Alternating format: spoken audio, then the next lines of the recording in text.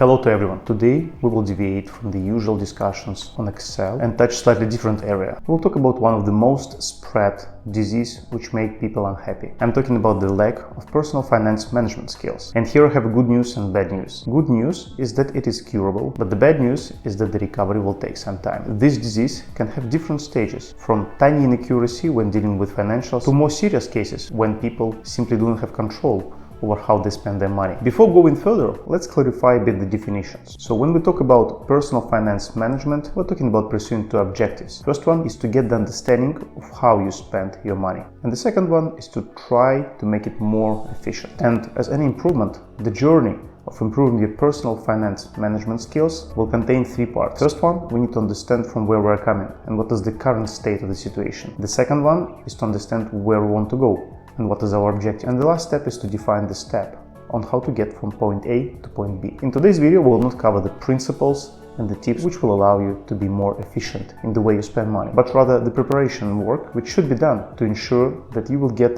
the maximum effect of the tips whenever you start applying them. The first step is to answer to yourself why you want to improve your personal finance management skills. Since we are talking about the change of the habit, it's important to understand your objective. According to statistics, the majority of the people give up on a new habit within the period of the first 90 days. Even before the start, I would recommend to sit down and define the objective. Ideally in a SMART form. If you're not familiar what is SMART, there will be definitions somewhere around, but in a nutshell, it means that the objective should be crystallized and measurable. So the objective like I want to become better in managing personal finance, or it's time to become older and take it more seriously, will not work. There are two problems with these vague objectives. First of all, they will not give you sufficient motivation to continue working on this new habit. And secondly, they're not providing you with a proper benchmark versus which you will be able to measure the success. So the ideal objective should sound like I want to save money by Christmas to be able to buy myself a new laptop which costs $1,500. It is important to understand that later on you may or may not achieve your target. What is important and that you will start moving towards this target. As soon as you define your objective,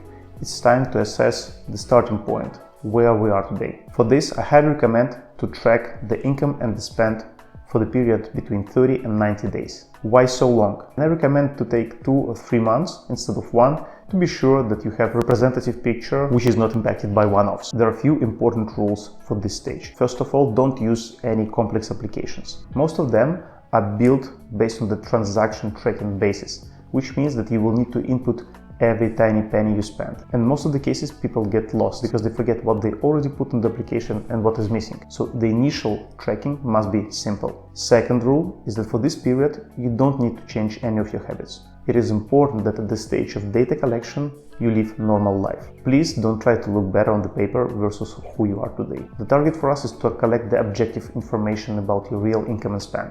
And the third rule is don't do it on a daily basis. I recommend to do it on a weekly or even a monthly basis. You don't need to spend a lot of time on this. Just ensure that over the course of this 1, 2 or 3 months, you collect all the information about your income and spend. And at the end of the week or a month, you can put it in a structured way in a simple tool. On the previous step, we collected the information about so-called P&L. On the third step, we need to collect the information about the balance sheet. Here we have 3 big categories. One of them is debt. Here I'm talking about the money owed to somebody or owed to you. You need to collect the information about the amounts and the date on which the debt must be paid. Second block would be other assets. We need to put together the information about all the other assets you own, be it the property, the securities, bitcoins, NFTs, on whatever you have. Just put everything in the list so you know how much do you worth. And the third group of elements which I also suggest to think about is the upcoming big spendings, such as wedding or vacation or purchase of the new car. It is important to create the calendar of big upcoming events so that you can have good predictability on your personal financials. These steps shall allow you to prepare yourself for the next step when we will discuss exact tactics allowing to improve your personal financials. And before the end, I would like to show you a simple Excel template which I suggest to use in order to collect the initial information about your financial situation. You may adapt it to your needs. Let's start with the income and spend data. Income data I suggest to split in 2 groups, regular income and one-offs. and for most of the people, each of them shall contain not more than 2-3 lines. The split between these two groups is defined by the nature of the income. For instance, dividends may vary from month to month, but it's still a regular income. So we put it in the first group. And one-offs should be really one-offs, like bonus, lottery, gifts from your family, from your colleagues, and so on and so forth. When it comes to the spend, and this is the key area for our future analysis, I suggest to split it in 3 groups: the mandatory regular costs, other regular costs, and one-offs. Okay, with one-offs I think it's very clear: one-off payments, which you do not plan to repeat in foreseeable future.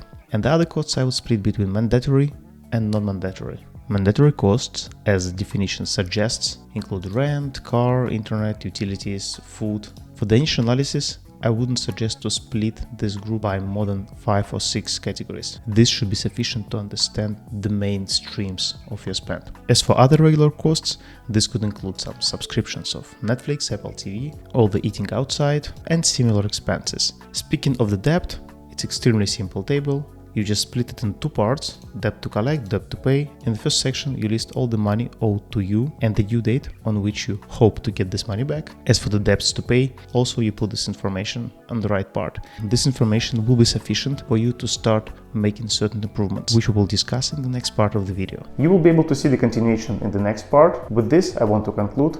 Thank you and see you in the next one.